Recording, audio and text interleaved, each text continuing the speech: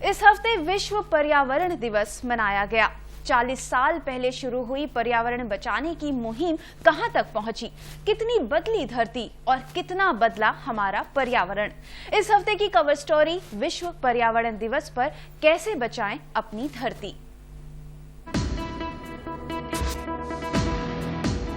कैसे बचाएं अपनी धरती। 40 साल पहले इसी सवाल के साथ दुनिया भर के लोग स्वीडन की राजधानी स्टॉकहोम में इकट्ठा हुए थे। वो जून का पहला हफ्ता था। पहली बार संयुक्त राष्ट्र पर्यावरण सम्मेलन में दुनिया के वातावरण में आ रहे बदलाव पर चिंता जाहिर की गई। इसी सम्मेलन में पहली बार 5 जून को पर्यावरण दिवस घोषित किया गया और इसी के साथ शुरू हो गई पर्यावरण को बचाने की मुहिम। 5 जून विश्व पर्यावरण दिवस। जब दुनिया भर के शीर्ष नेता, पर्यावरण कार्यकर्ता एक जगह इकट्ठा होते हैं एक संकल्प के साथ कि धरती को बचाना है, पर्यावरण को सुरक्षित रखना है। लेकिन 1972 में जब पहली बार दुनिया भर के लोग पर्यावरण पर बहस को लेकर इकट्ठा हुए तो स्थितियां अलग थीं। पर्यावरण में आ रहे बदलाव को लेकर चिंता तो थी, लेकिन उससे बड़ी परेशानी गरीबी और भुखमरी की थी। विकासशील देशों को लगता था कि पर्यावरण की चिंता विकसित और अमीर देश करें, क्योंकि ये समस्या उन्हीं की देन है। इन विरोधाभासों के बीच पहली बार स्टॉकहोम में पर्यावरण सम्मेलन हुआ। उस वक्त किसी भी देश में पर्यावरण मंत्री नहीं हुआ करता था। इस सम्मेलन के बाद पहली बार नॉर्वे में पर्यावरण मंत्रालय बना। पर्यावरण में आ रहे बदलाव पर भारत भी उतना ही चिंतित था।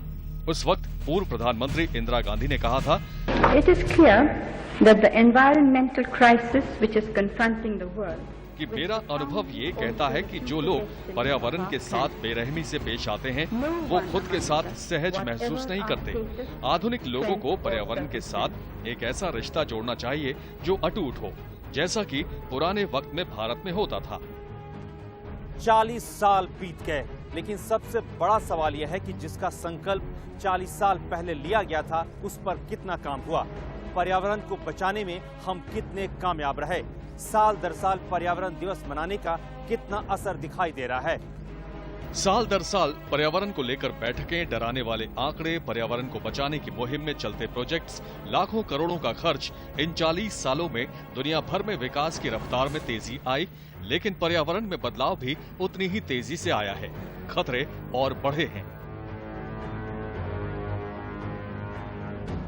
कभी यही लगता है कि दुनिया बदली भी है और नहीं भी बदली है। कि अगर आप सोचें, स्टॉकहोम के अंदर विकसित और विकासशील देशों के बीच में एक विवाद हुआ था कि जहां विकसित देशों को पर्यावरण की चिंता थी, ये ऐसा लगता था कि विकासशील देशों में पर्यावरण की चिंता नहीं है। और आपको याद होगा, स्टॉकहोम के अंदर हमारी जो प्रधानमंत्री जी थी इंदिरा गांधी जी स्टॉकहोम गई थी और उनने बिल्कुल स्पष्ट कहा था कि देखिए, हमारे लिए आज विकास का मामला है।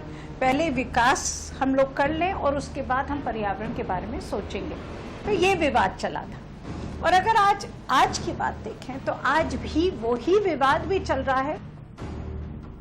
कैसे बचाएं अपनी धरती। पर्यावरण बदल रहा है और धरती को बचाए रखने की मुश्किलें बढ़ती जा रही हैं। इस साल पर्यावरण दिवस पर दुनिया भर में हो रही खाने की बर्बादी पर लोगों को जागरूक करने की मुहिम शुरू हुई। थिंक इट सेव खाने की बर्बादी को लेकर विश्व स्वास्थ्य संगठन ने जो रिपोर्ट जारी की है वो हैरान करने वाली है। हर साल 1 अरब 30 करोड़ टन खाने की बर्बादी होती है, जबकि दुनिया में हर 7वां व्यक्ति भूखा सोता है। हर दिन 20,000 बच्चों को खाना नहीं मिलता। अनाज की बर्बादी के ये आंकड़े हैरान करने वाले हैं और उतने ही हैरान करने वाले हैं लोगों की सोच। दुनिया की तकरीबन आधी आबादी कृषि से बिल्कुल अनजान है। यहाँ तक कि भारत जैसे कृषि प्रधान देश का हर तीसरा भारतीय कृषि से बिल्कुल अनजान है। ये वो शहरी पीढ़ी है जो ये सोचती है कि अनाज सीधे सुपरमार्केट से आते हैं और इसे जितना चाहे स्टॉक किया जा सकता है। आंकड़ों से समझा जा सकता है कि अगर खाने की बर्बादी रोकी जाए तो कितने लोगों का पेट भरा जा सकता है। आमतौर पर लोग समझते हैं कि भारत जैसे देश में खाने की बर्बादी नहीं होती, लेकिन सिर्फ गांवों तक ही ये सीमित है। शहरों में संपन्नता बढ़ने के साथ ही लोग खाने के प्रति लापरवाह होते जा रहे हैं। भारत में हर साल 50,000 करोड़ का खाद्य पदार्थ बर्बाद होता है। एक आंकड़े के मुताबिक दिल्ली में विवाह घरों के पास रखे एमसीडी के कूड़ा घरों में 40% खाना फेंका पाया जाता है। होटलों और रेस्टोरेंट्स में खाने की बर्बादी होती है। खाने को लेकर संवेदनहीनता को ध्यान में रखकर वक्त वक्त पर कानून बनाने की मांग भी होती रही है, लेकिन कुछ किया नहीं गया। ये समस्या पूरी दुनिया के लिए भयावह है। मुझे लगता है इस साल की जो थीम है थिंक ईट सेव, एक बहुत रचनात्मक थीम है, मगर इसको समझने की भी जरूरत है। क्योंकि अगर आप सोचें, एक तरफ से तो, और ये विकसित देशों से बहुत जोरों से आवाज निकल के आ रही है कि हमें खाने की बर्बादी बहुत हो रही है और हमें बर्बादी रोकनी है, और इसीलिए सेव कहा जा रहा है। और जब बर्बादी का शब्द आता है तो एक ये नजरिया है कि हमारे यहाँ बर्बादी ज्यादा हो रही है, कि हमारे किसान बहुत बर्बाद करते हैं खाने को। हमारे यहाँ 40 to 50%, 40 से 50% कहा जाता है खाना बर्बाद होता है। एक वर्ग लापरवाही में खाने को बर्बाद करता है तो दूसरी तरफ एक बड़ी आबादी को भूखे सोना पड़ता है। ऐसा भी नहीं है कि अन्न का उत्पादन कम होता है, इसलिए लोग भूखे सोने पर मजबूर होते हैं, क्योंकि आंकड़े कहते हैं कि पूरी दुनिया में अनाज का इतना उत्पादन होता है कि वो सबका पेट भरने के लिए सक्षम है। पूरी दुनिया में 4 अरब टन अनाज का उत्पादन होता है, जो 7 अरब की आबादी के हर व्यक्ति के लिए 2000 कैलोरी की आपूर्ति में सक्षम है। लेकिन इसके बावजूद 1 अरब की आबादी भूखी सोती है। अन्न की बर्बादी, क्योंकि खेतों से हमारी थाली तक पहुंचने में खाने का 30 से 50% हिस्सा बर्बाद हो जाता है। खाना बर्बाद हो रहा है, अनाज बर्बाद हो रहा है। आधुनिक समाज कृषि के महत्व को भूलता जा रहा है। एक बड़ी समस्या, शहर फैल रहे हैं, गांव सिकुड़ रहे हैं। पूरी दुनिया में शहरीकरण तेजी से बढ़ा है। शहरों ने खेती की जमीन को आहिस्ता आहिस्ता निगलना शुरू कर दिया है। एक और डरावनी हकीकत, कंक्रीट के जंगल बढ़ते जा रहे हैं और ये पूरी दुनिया में हो रहा है।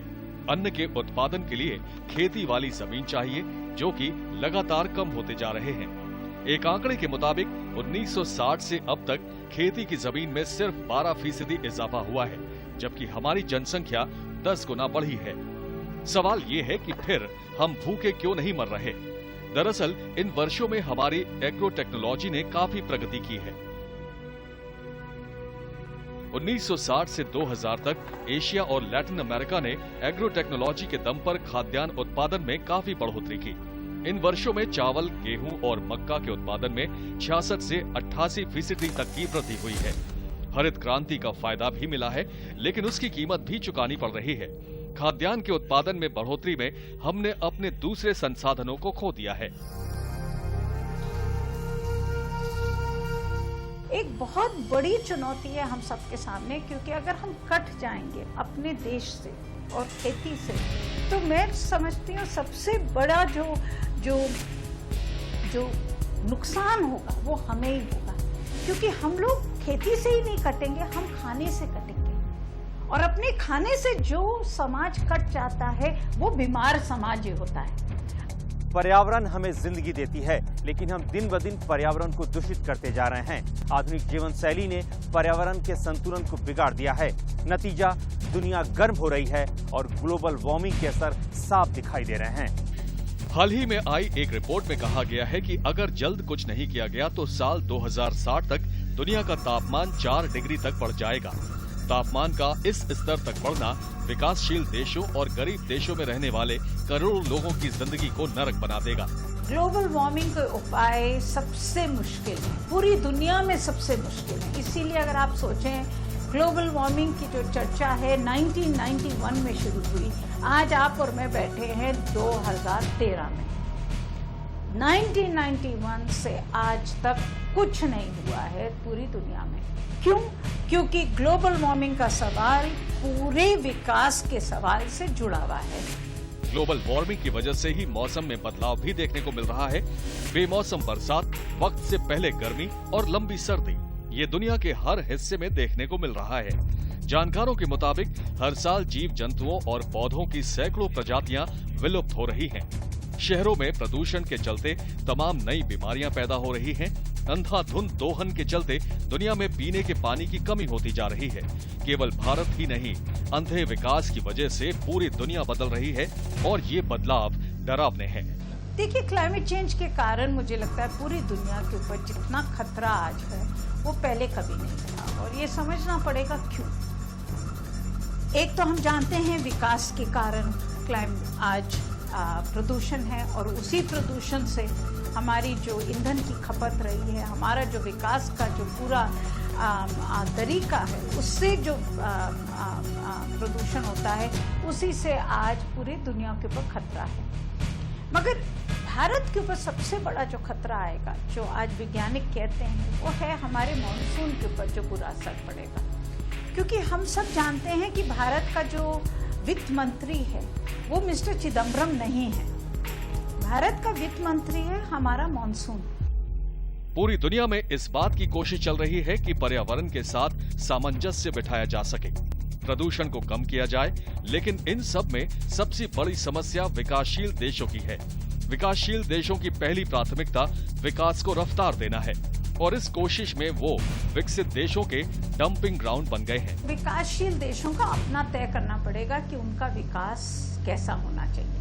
अभी जो विकासशील देश हैं उनको बस एक ही पागलपन है कि हम वैसे ही बने जैसे ये विकसित देश हैं। अब उस दौड़ के अंदर वो विकसित देशों से 20 कदम पीछे हैं। जो कूड़ा विकसित देशों से आता है वो हम लोग लेने को तैयार हैं। हम सोचते हैं उससे हमारा विकास होगा, और उसी के अंदर हमने एक नया बिजनेस बना लिया है। मगर उससे विकास होगा तो जरूर होगा, मगर उसके अंदर हमारी क्या बर्बादी होगी ये हम नहीं सोच रहे। बदलते पर्यावरण की डरावनी हकीकत के बीच हम कुछ कोशिश तो कर ही सकते हैं। हम अपने स्तर पर छोटी छोटी कोशिशें कर अपनी धरती को बचा सकते हैं। धरती को बचाना है, प्लास्टिक के थैले का इस्तेमाल बंद करें, बिजली की बर्बादी रोकें, बेवजह पंखे, कूलर, कंप्यूटर ना चलाएं, फालतू पानी ना बहाएं। आज के इंटरनेट के युग में अपने सारे बिलों का भुगतान ऑनलाइन करें। इससे न सिर्फ हमारा समय बचेगा, बल्कि कागज के साथ साथ पेट्रोल डीजल भी बचेगा। रेड लाइट पर अपनी गाड़ी का इंजन बंद कर दें। 14 सेकंड गाड़ी बंद करके आप 3100 रुपए सालाना बचा सकते हैं। उपहार में पौधे दें, इससे आप दूसरों को भी पर्यावरण बचाने में प्रेरित करेंगे।